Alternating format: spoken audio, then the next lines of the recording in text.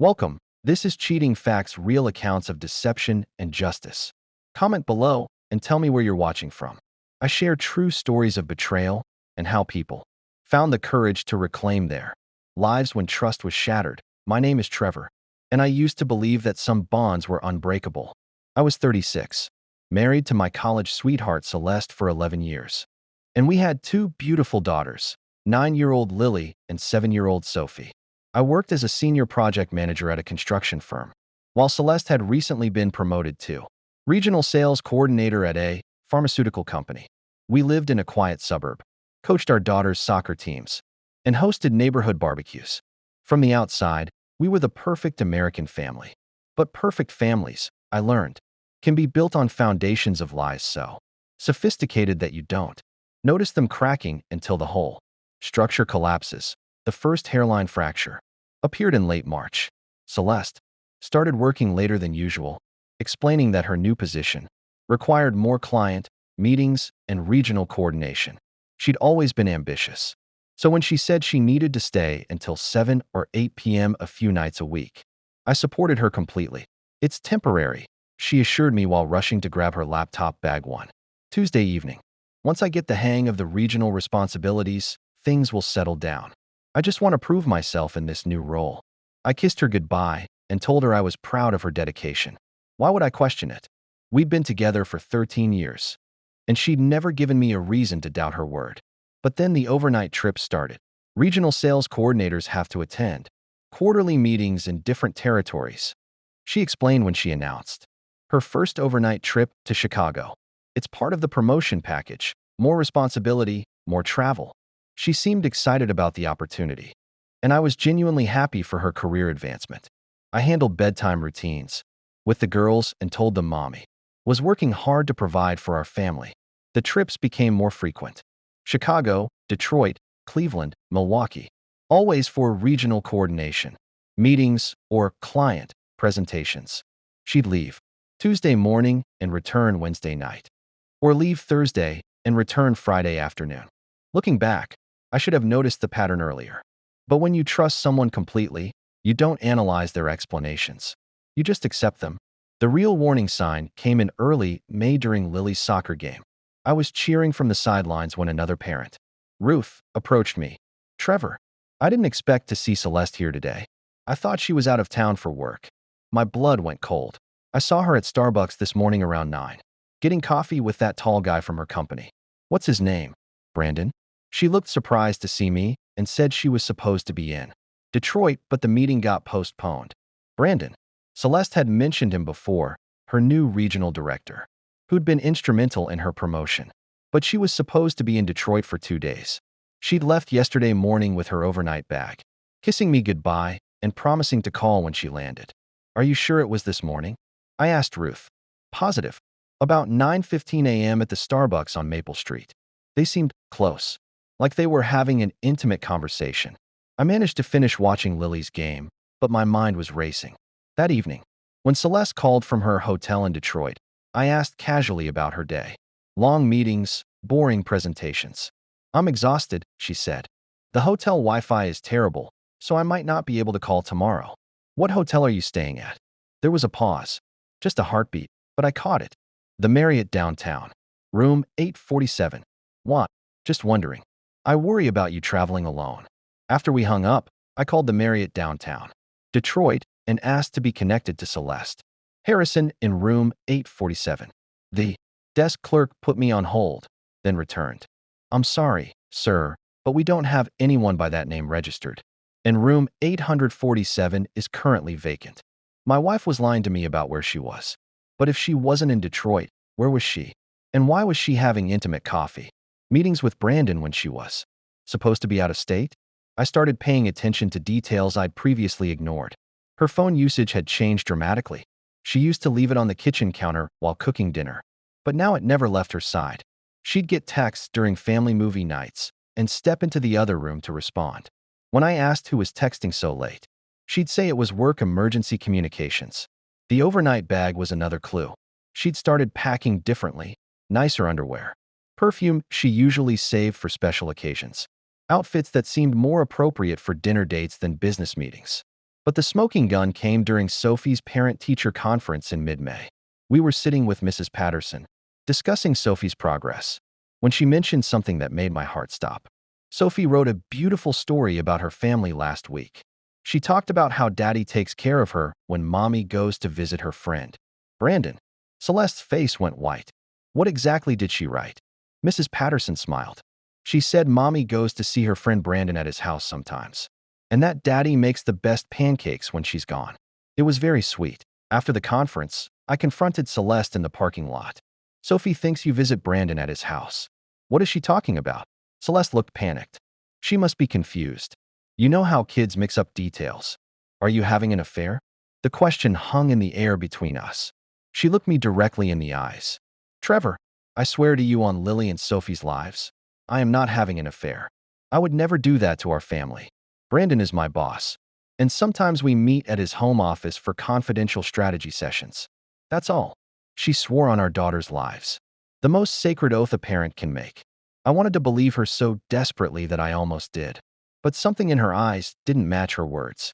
That night, after she fell asleep, I did something I'd never done in 11 years of marriage. I looked through her phone. It was password protected, but I knew Celeste used the same password for everything. Our wedding anniversary. When the phone unlocked, my world shattered. Hundreds of text messages to Brandon. Work. But these weren't work communications. Can't wait for our Chicago weekend. Told T it was a regional meeting. Your place or the hotel tomorrow night? I hate lying to the girls, but they'll understand someday when we're together. Only 3 more months until my lease is up. Then we can stop hiding. I scrolled back months. The affair had started shortly after her. Promotion, a promotion. She'd gotten because Brandon was sleeping with her. The business trips were weekend getaways to cities where they wouldn't be recognized. The late work nights were dinner dates and hotel meetings. But the message that destroyed me completely was from 2 weeks earlier. T asked me directly if we were having an affair. I swore on LNS's lives that we weren't. He believed me completely. Sometimes I feel guilty using the girls like that. But it's the only way to buy us time until we figure out our future. She had sworn on our daughters' lives while actively planning to abandon them for her boss. I took screenshots of everything and put her phone back exactly where I found it. Then I sat in our living room until dawn, staring at photos of our family on the mantle, trying to process that the woman in those pictures had been living a double life for months. The next morning, I called in sick to work and drove to a private investigator's office. I hired someone to document everything where she really went on her business trips, proof of the affair, evidence of her deception. While waiting for the investigation results, I consulted with a divorce attorney and began quietly protecting our assets. If Celeste could lie to my face while swearing on our children's lives, she was capable of any deception. The investigators' report arrived 2 weeks later with dozens of photos and detailed timelines. Celeste and Brandon had been taking monthly trips together, staying in luxury hotels and acting like a couple. The investigator had documented them at romantic dinners, walking hand in hand through downtown areas, and entering and leaving Brandon's apartment together. But the most damning evidence was a recording the investigator had made of them talking in Brandon's car outside a restaurant. I can't keep doing this to Trevor and the girls. Celeste's voice was saying, the lying is killing me. Just a few more months, Brandon replied. My divorce will be final in August, and then you can leave Trevor. We'll get a place together, and the girls can visit on weekends. What if he fights for custody? He won't get it. You're their mother. Besides, he'll be so devastated he won't think clearly. They were discussing my children like they were negotiating a business deal. I decided the confrontation would happen on neutral ground, somewhere public where Celeste couldn't make a scene or manipulate the situation. I chose Romano's, the Italian restaurant where we'd celebrated our 5th wedding anniversary. I made a reservation for Thursday evening and told Celeste I wanted to have a romantic date night. What's the occasion? She asked suspiciously. Do I need an occasion to take my wife to dinner? She agreed, probably because refusing would have raised too many questions. That Thursday, I arrived early and arranged with the manager to have a private corner booth. When Celeste arrived, she looked beautiful. She dressed up more than usual, probably thinking this was a genuine romantic evening. You look gorgeous, I said, and meant it. Even knowing what I knew, part of me still loved the woman I'd married. We ordered wine and appetizers. She seemed relaxed, laughing at my jokes and holding my hand across the table. For a moment, I almost wondered if I'd made a mistake. How could someone acting so naturally be capable of such elaborate deception? Then her phone buzzed. She glanced at it, and her expression changed slightly. "Work?" I asked. "Just Brandon checking on something for tomorrow's presentation." I reached into my jacket and pulled out a manila envelope. "Actually, let's talk about Brandon." Her face went pale. "What do you mean?" I opened the envelope and spread photographs across the table. Pictures of her and Brandon at hotels in Chicago, Detroit, and Cleveland. Photos of them kissing outside restaurants. Images of them entering his apartment together. "Let's talk about your regional coordination meetings," I said quietly. She stared at the photos, her mouth opening and closing like she was trying to find words that didn't exist. "Trevor, I can explain." "Can you? Can you explain how you swore on Lily and Sophie's lives while planning to abandon them for your married boss? Can you explain how you used our daughters as props in your lies?" Tears started streaming down her face. "I never meant for this to happen. But it did happen. And you made choices. You chose to lie to me for months. You chose to use our children's names to cover your deception. You chose to plan a future that didn't include the family you promised to love and protect." I placed a document on the table next to the photographs. "I filed for divorce. You'll be served officially tomorrow, but I wanted you to know first." "What about the girls?" "What about them? You were planning to see them on weekends anyway. According to the recording I have of you and Brandon discussing your future together." She looked shocked. "You recorded us?" "I hired a private investigator. Everything is documented. The hotels, the trips, the lies, the planning. All of it." "Trevor, please. I made a mistake. I'll end it with Brandon. We can go to counseling." I looked at her calmly. "You didn't make a mistake, Celeste. You made hundreds of deliberate choices over several months. You chose to betray your family. You chose to lie to your children. You chose to use their names to cover your affair. What do you want from me?" "I want you to agree to joint custody with primary residence staying with me. I want you to agree to a fair division of assets that protects the children's future. And I want you to agree to family counseling for Lily and Sophie to help them understand why their family is changing. And if I refuse, then everyone in this town will know exactly what kind of person you are. Your parents, your friends, your coworkers, everyone at the girls' school. They'll all know that you swore on your children's lives to hide your affair with your married boss." She signed the preliminary agreement that night. The divorce was finalized 4 months later. During the proceedings, more truth came out. Brandon had promised Celeste a promotion in exchange for a relationship, which violated multiple company policies. When HR investigated, they discovered he'd done this with 2 other female employees over the past 3 years. Brandon was fired and faced ethics violations that ended his career in pharmaceutical sales. His wife divorced him and got primary custody of their 2 children. Celeste lost her promotion and was demoted back to her previous position.